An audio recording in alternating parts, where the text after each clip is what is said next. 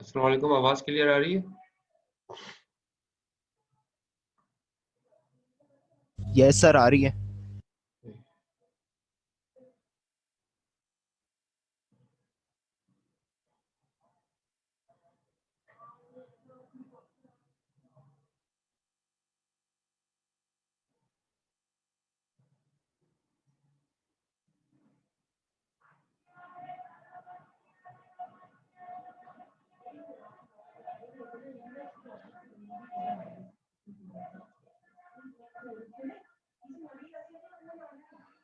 अच्छा, एक minute wait कीजिए, कॉल आ रही है।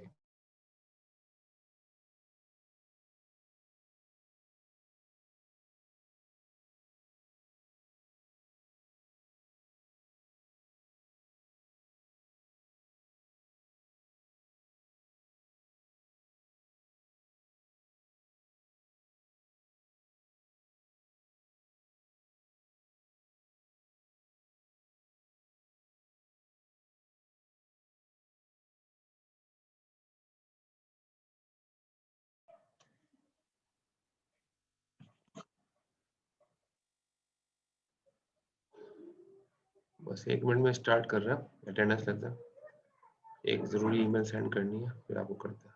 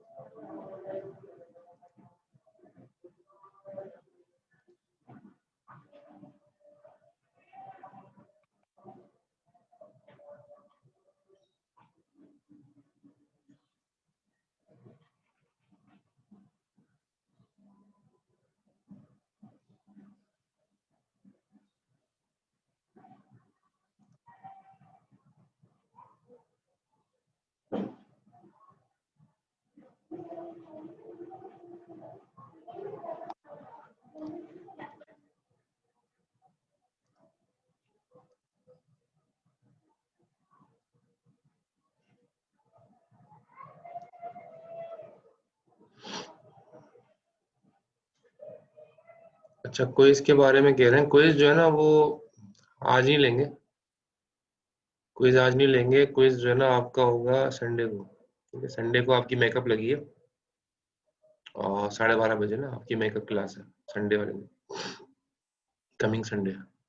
तो उसके कमिंग संडे वाली क्लास में आपका क्विज होगा। सही है? तो आज क्विज नहीं है, जो कमिंग संडे होगा उसमें क्विज होगा। Okay sir sir. फिर वो नेक्स्ट क्लास नहीं होगी थर्सडे वाली?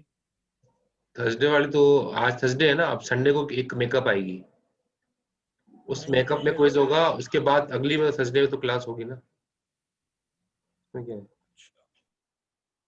ये अभी जो आप एक क्लास हमारी रह गई थी ना बीच में, उसका मेकअप है ये।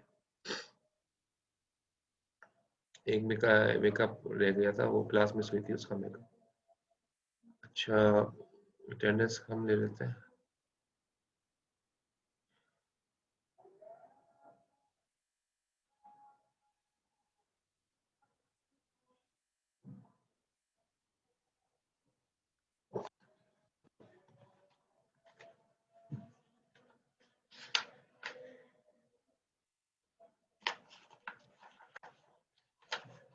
शामिर अहमद है, शामिर अहमद।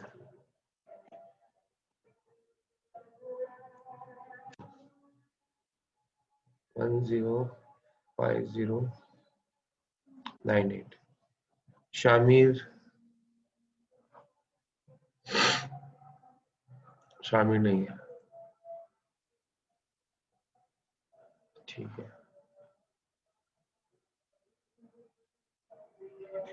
अच्छा, सैयद अल्तमश हुसैन, अल्तमश हुसैन है, सैयद अल्तमश हुसैन नहीं है।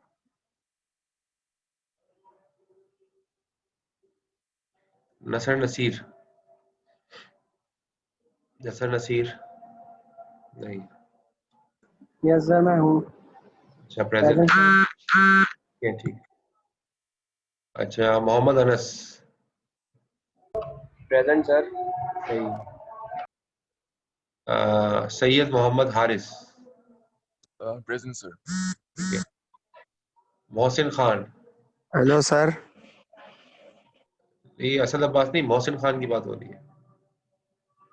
मोहसिन खान, असद अब्बास आप अटेंडेंस लगा रहे थे उनकी जगह, ये मोहसिन खान नहीं है। अच्छा, सैयद मोहम्मद रजा तकवी, प्रेजेंट सर। सही है। मोहम्मद शफात खान,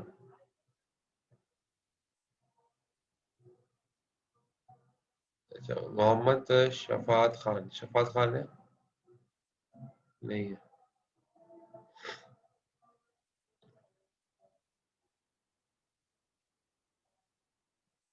अल्तमश प्रेजेंट है, लगा दिया अल्तमश ने प्रेजेंट, सही है।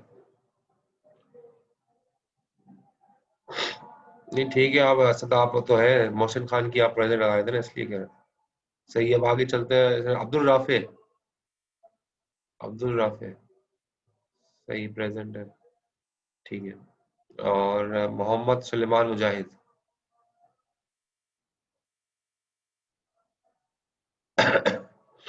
मोहम्मद सुलेमान मुजाहिद नहीं। सर उनकी कजन की आमीन थी तो वो वहाँ गए हुए हैं। सही है, वो तो जो क्लास में नहीं है तो एब्सेंट ही होगा। अच्छा, इसके बाद जो है वो ताहा फैसल, सही, प्रेजेंट है। शामिर अली, शामिर अली नहीं, दोनों शामिर नहीं है। और इसके बाद है मोहम्मद उमर, प्रेजेंट सर। ठीक है। और मोहम्मद साद जमशेद, प्रेजेंट सर। साद जमशेद सही है।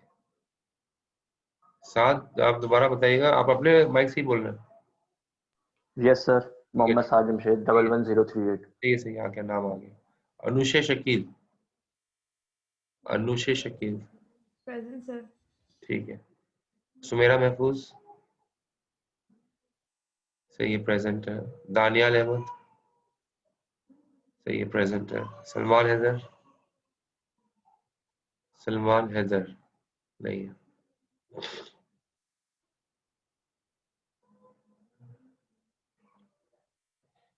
अच्छा, सैयद मोहम्मद असद अब्बास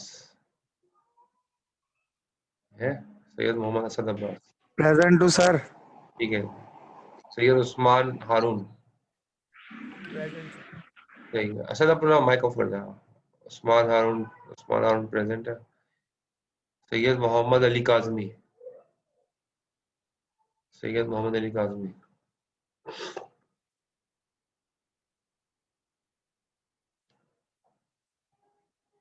अनीसा हबीब,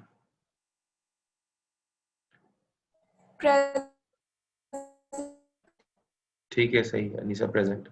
सैयदा रुमैसा, सैयदा रुमैसा प्रेजेंट सर। सही है। सैयद सही, मोहम्मद इमादुद्दीन खान, मोहम्मद इमादुद्दीन, मोहम्मद इमादुद्दीन नहीं।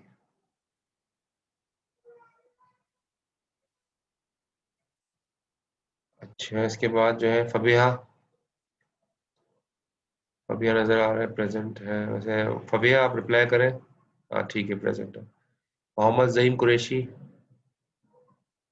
ज़हीम कुरैशी, ज़हीम कुरैशी नहीं है।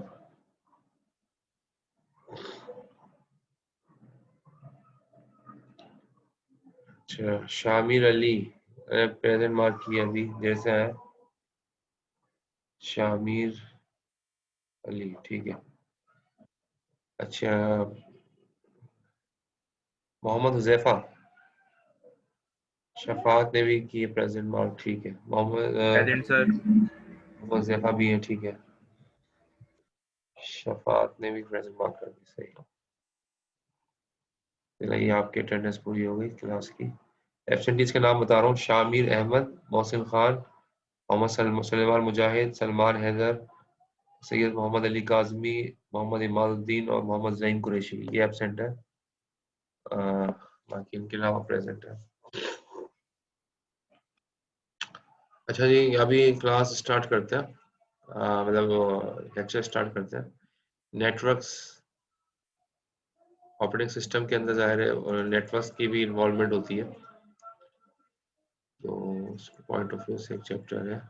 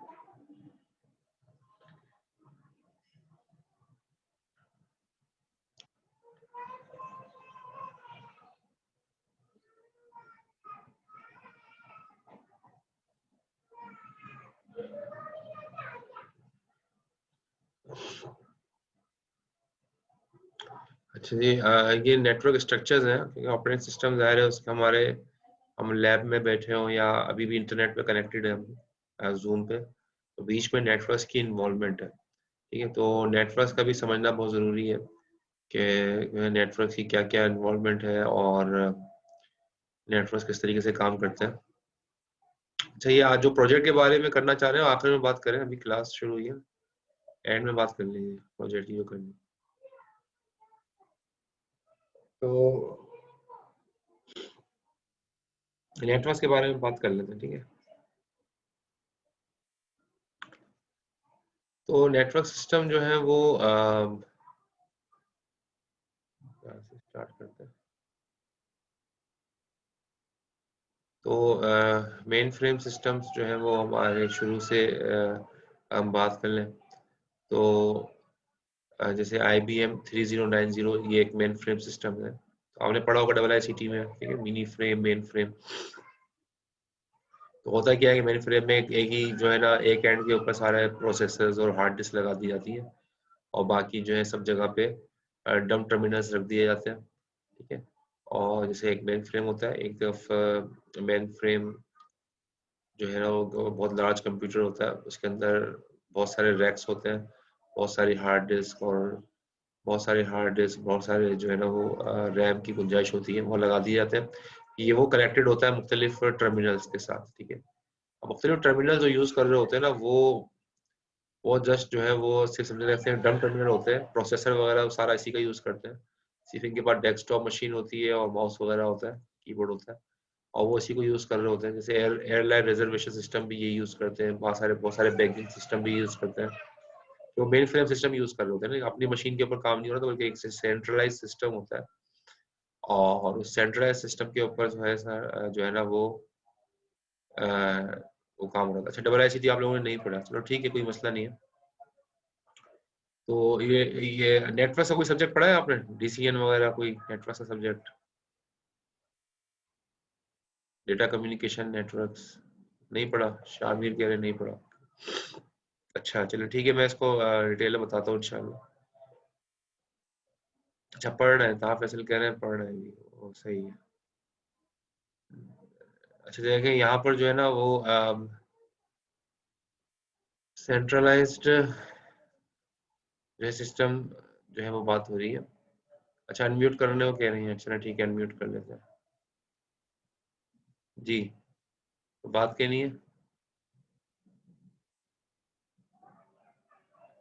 आपको कोई बात कहनी है? अनम्यूट करने को कहा है तो वैसा आप कीजिए, अनम्यूट कर लें, मैंने अलाउ कर दिया। अच्छा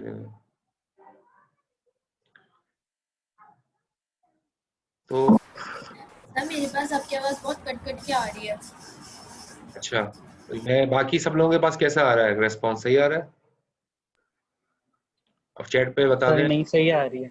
सही आ सही रहा आ है रही है। तो रमेशा आपकी यार एंड सही गा रहे हैं। ठीक है, रेस्पॉन्ड आप रमेशा अपने एंड पे देख लीजिए, शायद नेट का भी कभी कभी इशू होता है, प्रॉब्लम आता है।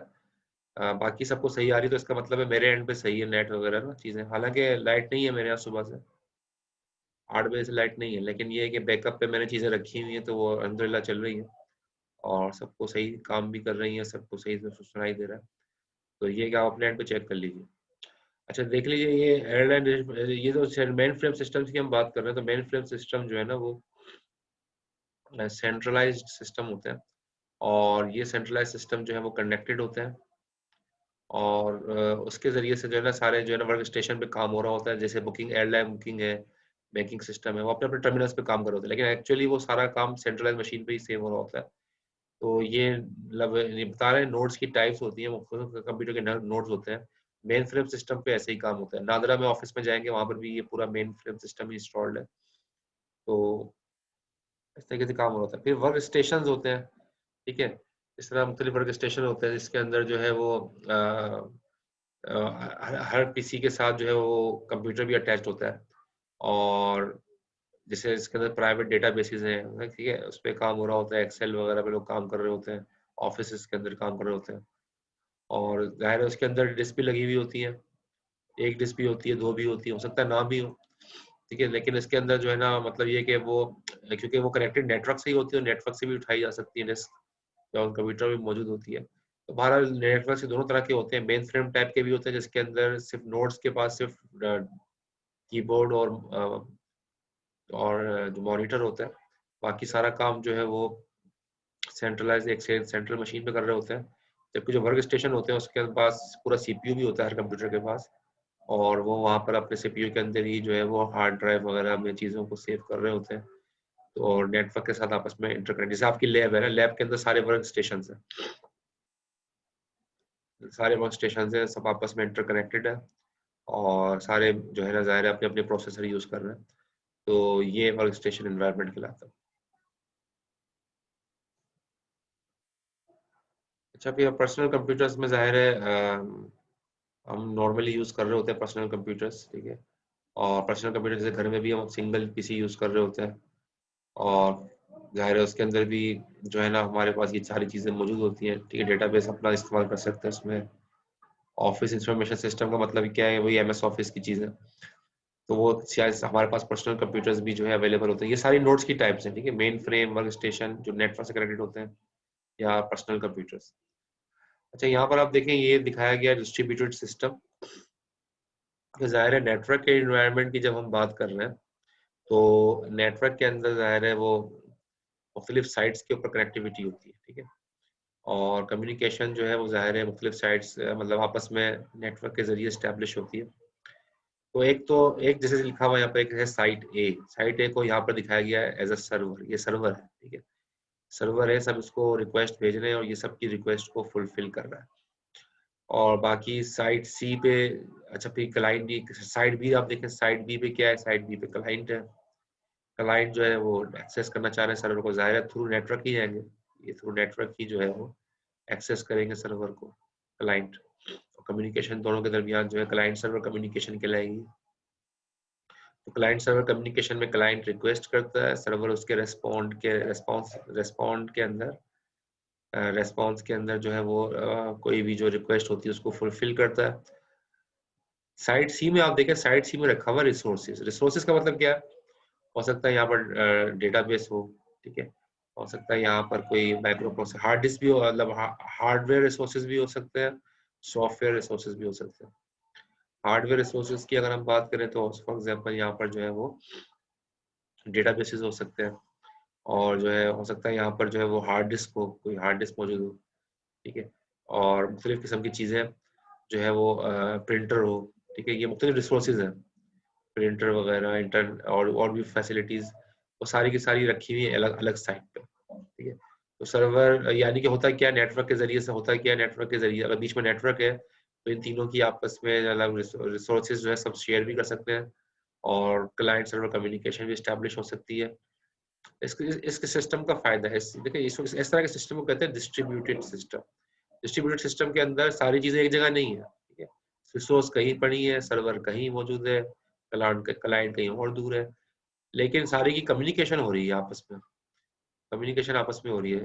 तो ये सिस्टम जो है ना आजकल जो है ज्यादा आइडियल है, क्योंकि इसके अंदर फायदा ये होता है कि कोई भी एक तरफ जो है ब्रेक डाउन होता है तो नेटवर्क आपका पूरा शट डाउन नहीं होता, चीजें चल रही होती है।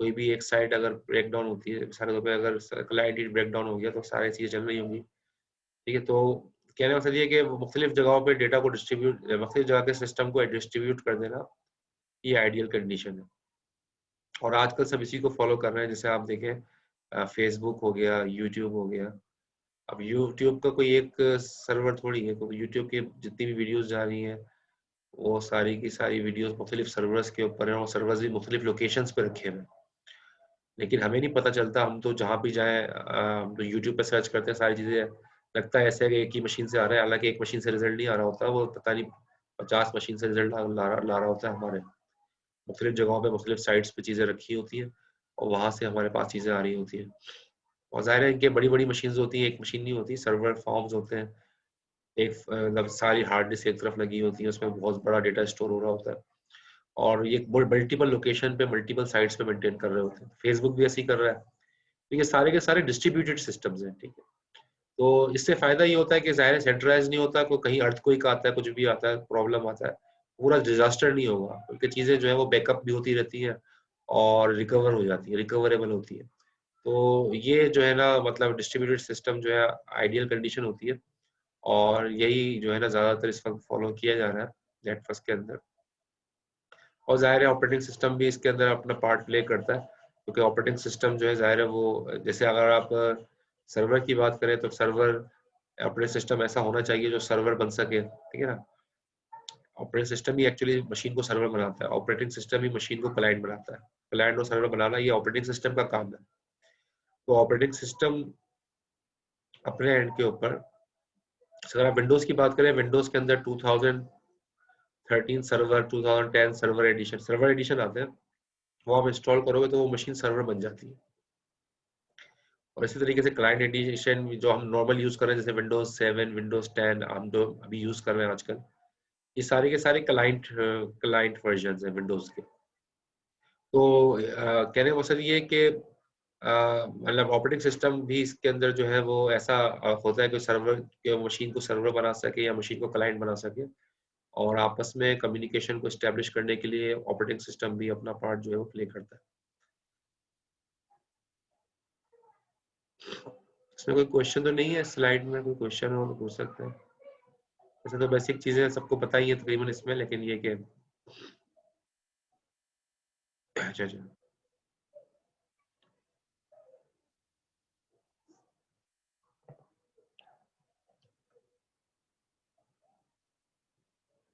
तो नेटवर्क्स क्यों जरूरी है, ठीक है, मोटिवेशन यहाँ बताया गया है कि हम नेटवर्क्स यूज कर रहे हैं, और जाहिर है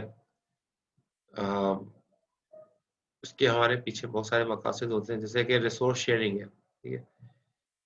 तो हम शेयरिंग कर रहे होते हैं चीज़ों की, फाइल्स शेयर कर रहे होते हैं, ठीक है, प्रिंट आउट भेज रहे होते हैं फाइल्स को, जो रिमोट साइट्स पे, सर्वर आपके पास नहीं है, सर्वर किसी और लैब में रखा है या कहीं और रखा है, सॉरी प्रिंटर किसी और लैब में रखा है या कहीं और रखा है, तो प्रिंटर पे आपने प्रिंट आउट भेजने हैं, तो वो आराम से नेटवर्क के जरिए हो सकता है। ये PF3 का फोल्डर आप यूज करते हो लैब, तो अलग वो कहीं भी रखा होगा, लेकिन वो सब शेयर कर रहे होते हैं फोल्डर। इस तरह से रिसोर्स शेयरिंग के, तो जैसे अब मैं आपको अभी यूट्यूब पे ये जो है ना अपना लेक्चर अपलोड कर दूंगा, तो आप सब लोग शेयर कर लेंगे इसको, ठीक है, LMS पे। LMS हमारा समझे एक तरह से सेंट्रल पॉइंट है जिसमें सारे लोग कनेक्ट होते हैं और सारी चीजें जो शेयरेबल है, तो ये फायदा होता है। ठीक है, शेयरिंग, रिसोर्स शेयरिंग जो है ना वो आसान होती है, और ये हम देख भी रहे हैं, और खासकर ऑनलाइन क्लासेस जितनी भी हो रही हैं वो इसी पैटर्न पे चल रही है।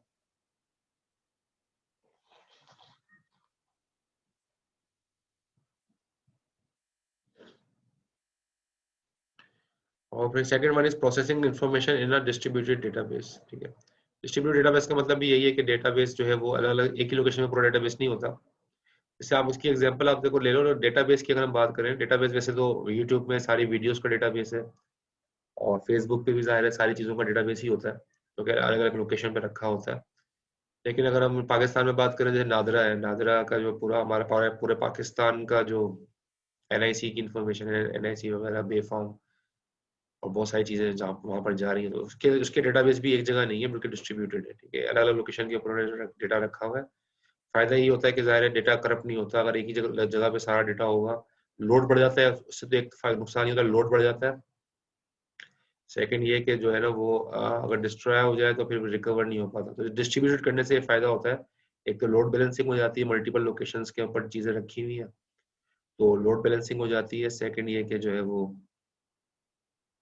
रिकवरेबल होता है, कहीं डिजास्टर आ जाए, अर्थक्वेक आ जाए तो चीज़ें रिकवर हो सकती हैं। अच्छा, यहाँ पर थर्ड पॉइंट का using remote specialised hardware devices. तो स्पेशलाइज्ड हार्डवेयर डिवाइसेस जो है वो यूज़ किए जाते हैं रिमोटली कनेक्टिविटी के लिए। ठीक है, ये हमने देखा भी है, मोडेम वगैरह मुख्तलिफ चीज़ें जो है हम यूज़ करते हैं ताकि कनेक्टिविटी कर सकें रिमोट साइट पे। तो इससे फायदा ये होता है, ये सारे नेटवर्क्स के फायदे हैं। ठीक है, एक नेटवर्क का फायदा क्या है, कंप्यूटेशन स्पीड अप, आपकी कंप्यूटेशन स्पीड अप हो जाती है, लोड शेयरिंग हो जाती है। ठीक है, एक टास्क है वो 10 पीसीज 50-20 पीसीज मिलके अगर एक ही एप्लीकेशन को चलाएंगे तो लोड शेयरिंग हो जाएगी। ठीक है, एक पे लोड नहीं आएगा, 10 मशीनों पे लोड आएगा। एक ही मशीन अगर वो हैवी एप्लीकेशन चलाएगी तो वो मशीन जो है वो मतलब कह सकते हैं कि भाई वो रिस्पॉन्स सही नहीं करे, हैंग हो जाए। लेकिन अगर उसी काम को 10 मशीन्स के ऊपर डिस्ट्रीब्यूट कर दिया जाए तो वो सब पे लोड शेयर हो जाएगा, हर कोई इस एप्लीकेशन का अलग अलग पार्ट चलाएगी मशीन, और उससे फायदा ये होगा कि जाहिर है कि जो है वो कंप्यूटेशन जो है टास्क वो स्पीड अप हो जाएगा। फिर रिलायबिलिटी बढ़ जाती है, नेटवर्क के होने से रिलायबिलिटी भी है। Detect and recover from site failure. ठीक है, कोई भी वही जो अभी बात बताई मैंने, अर्थक्वेक वगैरह आ जाए तो वहां से रिकवर हो सकता है, क्योंकि सारा डेटा एक जगह नहीं है, तो अलग अलग लोकेशन में डेटा रखा है, और कहीं का अर्थक्वेक आ भी गया है तो वो बैकअप होता रहता है, चीजें है ना, बैकअप होती रहती है, और वो बैकअप उस जगह नहीं होती बल्कि रिमोट लोकेशन पे रखी जाती है, तो उससे रिलायबिलिटी इंक्रीज हो जाती है। और फंक्शन ट्रांसफर, री इंटीग्रेट फेल्ड साइट, वो सारी चीज़ें आ जाती है इसमें। और यानी कि दोबारा से सिस्टम कोई साइट फेल होने के बाद सही हो जाए तो उसको आपस में कनेक्ट भी किया जा सकता है। और बाकी इसके अलावा कम्युनिकेशन हो सकती है मैसेज पासिंग के ज़रिए क्लाइंट सर्वर की आपस में कम्युनिकेशन भी हो सकती है। ये भी ज़ाहिर है नेटवर्क के ज़रिए पॉसिबल है कि जो है ना मैसेज पासिंग वैसे हम पढ़ेंगे भी, आप बताया भी था मैंने आपको मैसेज पासिंग के तरीके। ठीक है ना, जो है वो डायरेक्ट भी था, इनडायरेक्ट भी था, वो सारा ज़ाहिर नेटवर्क के ऊपर ही पॉसिबल है। अगर नेटवर्क नहीं होगा तो ये मैसेज पासिंग का जो है मैकेनिज्म भी वो भी जो है परफॉर्म नहीं हो सकता। अच्छा, हम टोपोलॉजी की बात कर लें तो अगर हम टोपोलॉजी दिखाई भी गई है, so sites in the system can be physically connected in a variety of ways. They are compared with respect to the following criteria. ठीक है, तो मुख्तलिफ साइट्स हैं, ठीक है ना, यानी कि मुख्तलिफ ऑफिसेज हैं, मुख्तलिफ साइट्स हैं, वो आपस में कनेक्ट होती हैं और उनका क्राइटेरिया जो है वो अलग अलग हो सकता है। पहली रीजन क्या है, cost, how expensive is to link the various sites in the system. ठीक है, तो यार वेरियस साइट्स का मतलब ये मुख्तलिफ ऑफिसेज हैं, आपस में कनेक्ट करना है, मुख्तलिफ साइट्स को आपस में कनेक्ट करना है, कितना महंगा पड़ेगा। ठीक है, एक्सपेंसिव कितना है। ठीक है, तो आप कौन से सॉल्यूशन लोगे कि कनेक्टिविटी हो जाए। अब इसके अंदर मैं 2-3 बातें बता दूं। मिसाल के तौर पे आप देखो, हम तो इंटरनेट से कनेक्ट हैं, इंटरनेट तो सबसे चीपेस्ट नेटवर्क है, लेकिन जरूरी नहीं है कि अब जैसे ये बैंक्स हैं, क्या आपको क्या लगता है सारे बैंक्स आपस में, जैसे HBL है, अब HBL के पूरे पाकिस्तान में ब्रांचेस हैं, तो क्या HBL इंटरनेट से कनेक्ट होगा पूरे पाकिस्तान में जो इसकी ब्रांचें हैं, क्या इसकी सारी ब्रांचेस आपस में इंटरनेट से कनेक्टेड होंगी HBL की, या कोई सा भी बैंक ले लो, मिजान बैंक, तो क्या इनकी ब्रांचेस आपस में इंटरनेट से कनेक्ट होंगी। क्योंकि ये तो बैंक है ना, बैंक अपना डेटा इंटरनेट पर थोड़ी रखेगा सारा, क्योंकि कोई भी आके जो है हैक करके मनी निकाल सकता है, ट्रांसफर कर सकता है। तो ये तो इंटरनेट पे डेटा नहीं रखा जाता। तो आपस में इसकी ब्रांचेस कैसे कनेक्ट होंगी एचबीएल की, अगर इंटरनेट यूज ना किया जाए? और नहीं हो रहा है वाकई में, आपस में ब्रांच कनेक्टिविटी के लिए इंटरनेट यूज नहीं करते ये, तो फिर कैसे कनेक्ट करते हैं? कुछ आइडिया है? सारे बैंक्स आपस में कैसे कनेक्ट करते हैं?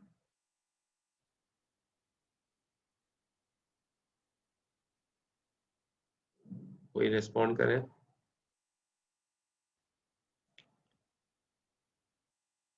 अच्छा, नो आइडिया। अच्छा, देखिए बैंक्स जो है ना आपस में वगैरह में, देखिए होता क्या है, आपको थोड़ा बना के भी दिखा देता हूँ ताकि समझ में भी आ जाएगा। देखिए होता क्या है, फॉर एग्जांपल ये बैंक की एक साइट है, ठीक है ना, ये फॉर एग्जांपल बैंक है कराची, ये कराची में बैंक है। अब मुख्तलिफ शहरों में ही करके दिखा देते हैं, ये इस्लामाबाद में, हालांकि कराची के अंदर भी बहुत सारे बैंक की ब्रांचेस होती है, लेकिन हम अलग अलग शहरों में दिखा देते हैं। तो ये कनेक्टिविटी आपस में करना चाह रहे हैं, अब इंटरनेट के बगैर ये काम करना चाह रहे हैं। अब इंटरनेट के बगैर और भी सॉल्यूशंस है, मिसाल के तौर पे पीटीए वाले ना, पीटीए वाले हैं, उनके पास पूरा नेटवर्क बना हुआ है, ठीक है। ये पीटीसीएल है, ठीक है, पीटीसीएल वगैरह पूरा नेटवर्क है। तो पीटीए वालों का नेटवर्क पूरे पाकिस्तान के अंदर इनका पूरा नेटवर्क बिछा हुआ है।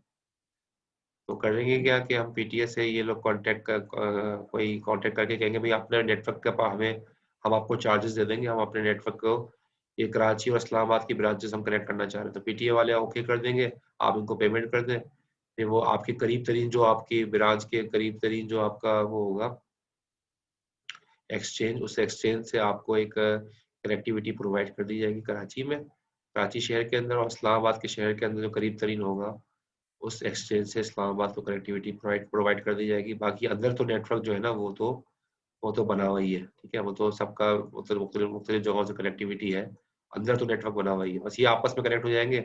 इस तरह से जो है ना ये कनेक्टिविटी हो जाती है। इस तरह के सोल्यूशन को कहते हैं लीज लाइन। ये लीज लाइन ली है, ये कंपनीज लीज लाइन लेती है, उसकी पेमेंट करती है लीज लाइन की, और लीज लाइन के जरिए से आपस में जो है ना वो कनेक्टिविटी स्टैब्लिश कर लेती है। तो ये कॉन्सेप्ट होता है लीज लाइन का, ठीक है। तो इसमें इंटरनेट यूज नहीं हुआ, और बगैर इंटरनेट यूज किए ये काम हो गया। दूसरा ये भी कर सकते हैं कि कराची के अंदर ही अगर है, तो कराची के अंदर मुख्तलिफ साइट्स हैं, एक साइड इधर है एक साइड इधर है, ठीक है, कराची के अंदर ही मल्टीपल साइट्स, एक सदर के अंदर है और एक गुलशन के अंदर है, और मल्टीपल लोकेशंस के ऊपर बैंक्स की ब्रांचेस हम देखते हैं होती हैं, ठीक है, जैसे कराची में भी। तो करते क्या है कि वो लीज लाइन के जरिए भी कर सकते हैं, या फिर थर्ड पार्टी से कहते हैं कि भाई वो एक टावर लगा लेते हैं सब आपस में, और टावर्स लगा के ना ये आपस में एक दूसरे के साथ कनेक्टिविटी भी कर लेते हैं विद इन द सिटी अगर है। तो यहाँ पर भी इंटरनेट यूज नहीं हो रहा, ठीक है। तो बहरहाल ये दो तीन ऑप्शंस हैं, ऐसा नहीं है कि इंटरनेट के बगैर कम्युनिकेशन नहीं हो सकती, इंटरनेट के बगैर कम्युनिकेशन होती है, और मुख्तलिफ सॉल्यूशंस हैं ताकि डेटा को प्राइवेट रहे, डेटा प्राइवेसी रहे, सिक्योरिटी रहे, इस पॉइंट ऑफ व्यू से, ठीक है। तो मेरे ख्याल में अब क्लियर हुआ होगा आप लोगों के भाई इंटरनेट के बगैर भी कम्युनिकेशन हो जाती है, और ये ज़रूरी भी होता है क्योंकि सारा डेटा इंटरनेट पे नहीं लाया जाता, ठीक है। बैंक्स वगैरह खास तौर पे वो इंटरनेट पे इस्तेमाल नहीं करते डेटा सारा इंटरनेट का। अच्छा, अब आप ये देखिए, ये कम्युनिकेशन कॉस्ट की हम बात करते हैं, तो कम्युनिकेशन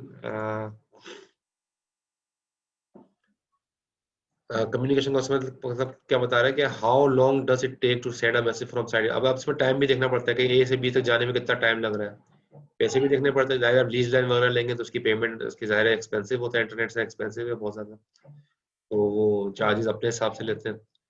तो उनके भी पैकेजेस आप जाके मालूम करोगे पीटीसीएल में, तो आपको पैकेजेस बताएंगे कि भाई 24 आवर कनेक्टिविटी के ये पैकेज है, 8 आवर्स की ये पैकेज है, और अगर सिर्फ जब डेटा ट्रांसफर करना हो तो उसके पैकेजेस अलग हैं। तो अलग अलग पैकेजेस आपको नजर आएंगे जब आप लीज लाइन वगैरह लेने जाओगे।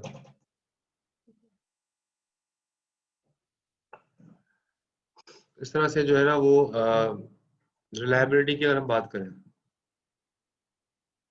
ठीक है, तो if a link or a site in the system fails, can the remaining side still communicate with each other, ठीक है।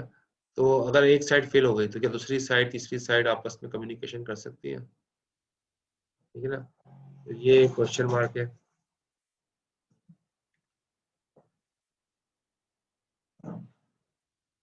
तो तो यार ये भी चीज़ देखनी होती है कि अगर सारी ब्रांचेस को आपस में कनेक्ट करना है 24 आवर्स के लिए तो ज़ाहिर है बहुत ज़्यादा कॉस्ट लग जाएगी। अगर कुछ ब्रांचेस को कनेक्ट करना है, सबको कनेक्ट नहीं करना, तो उसकी कॉस्ट ज़ाहिर है कम होगी उससे। तो ये सारी चीज़ें मिला जुला के जो है ना टोपोलॉजी बनानी पड़ती है। टोपोलॉजी का मतलब क्या है कि कनेक्टिविटी कैसे करें, साइट्स की फिजिकल कनेक्टिविटी, नोड्स की आपस में फिजिकल कनेक्टिविटी कैसे करें। तो ये सारी जो है चीज़ें मद्देनजर रखते हुए फिर कोई टोपोलॉजी जो है जो हमारे लिए ऑप्टिमल होती है, कॉस्ट इफेक्टिव होती है, ऑप्टिमल होती है, उसको हम चूज कर लेते हैं। उस टोपोलॉजी के ऊपर कनेक्टिविटी जो है हम कर लेते हैं नेटवर्क पे। अब टोपोलॉजीज तो आपने पढ़ी हुई होंगी, DCN में भी आपने पढ़ा होगा। टोपोलॉजीज कई तरीके की है। The various topologies are depicted as graph whose nodes correspond to sites. An edge from node A to node B correspond to the direct connection between two sites. ठीक है, तो एक नोड से दूसरे नोड तक जो कनेक्टिविटी प्रोवाइड कर रहा है तो वो ज़ाहिर डायरेक्ट कम्युनिकेशन हो रही है उसमें।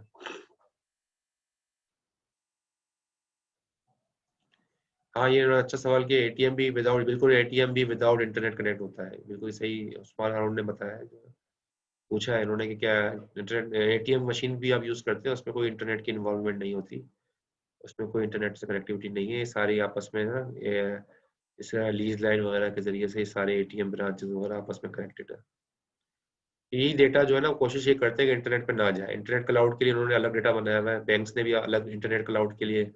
आप देखो ना, जो आप लॉग इन कर सकते हो वेबसाइट पे जाके, अपना अकाउंट में पैसे ट्रांसफर करवा लेते हो, वो इंटरनेट, वो उन्होंने यूजर इंटरफेस एक इंटरनेट के लिए रखा है, ठीक है, वेबसाइट के थ्रू, लेकिन उसके अंदर लिमिटेड एक्सेस रखा है। पूरा डेटा उन्होंने इंटरनेट पर नहीं डाला, सिर्फ यूजर का अपने अकाउंट से वो एक्सेस कर सकेगा, और वो भी बड़ा अच्छा मतलब सिक्योर चैनल है जिससे वो एक्सेस करता है, लेकिन पूरा डेटा जो इंटरनेट पे नहीं है, आपस में कम्युनिकेशन साइट्स की भी वो भी लीज लाइन के थ्रू होती है। तो बहरहाल टोपोलॉजीज की अगर हम बात कर रहे थे यहाँ पे, अच्छा जी, यहाँ पर ये मुझे दिखा रहा है 2 मिनट, 2 मिनट दिखा रहा है।